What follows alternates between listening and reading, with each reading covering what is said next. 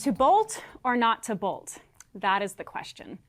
With climbing becoming more popular than ever, public land managers are struggling with ways to balance climbing access and protecting the natural environment. Recently, the National Park and Forest Services proposed changes to its climbing policies, specifically when it comes to fixed anchors in wilderness areas. First, what are fixed anchors? These are usually metal bolts that are put into the rock to protect climbers as they ascend or descend rock faces in areas where there is otherwise no other form of protection. Climbers would argue that fixed anchors reduce impact on trees and other natural anchors and increase safety.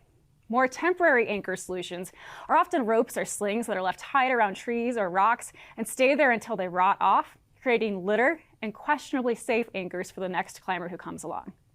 When installed correctly, metal anchors can last for decades and be painted to match the surrounding rocks so they can't be seen by hikers or other users.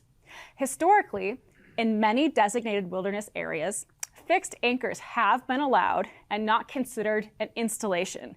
Installations are forbidden by the current version of the Wilderness Act of 1964. The Act spells out installations as being things like buildings and roads and permanent structures, but it's still pretty vague.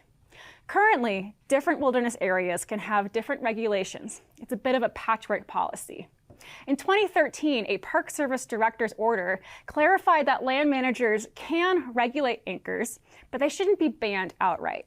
However, despite this precedent, in 2022, Joshua Tree National Park proposed new climbing management policies for its wilderness areas that were quickly followed by similar proposals from other national parks and agencies.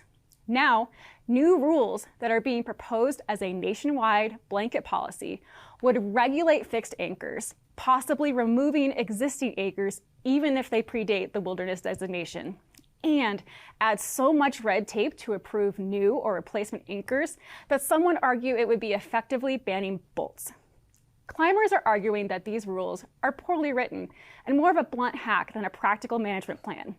It could have accidental impacts where certain interpretations could end up removing anchors on such iconic places as El Cap. This would go against how the Wilderness Act has been interpreted for the last 60 years. While only 3% of land in the lower 48 is designated wilderness, that still accounts for tens of thousands of existing routes that may or may not have fixed anchors, plus any possible future development. So, climbing organizations like the Access Fund and the American Alpine Club, of which I'm a board member, have helped push legislation in DC called the Protect America's Rock Climbing Act, or PARC, that would permanently codify the interpretation that fixed anchors are not installations and that they should be forward regulated but never outright banned.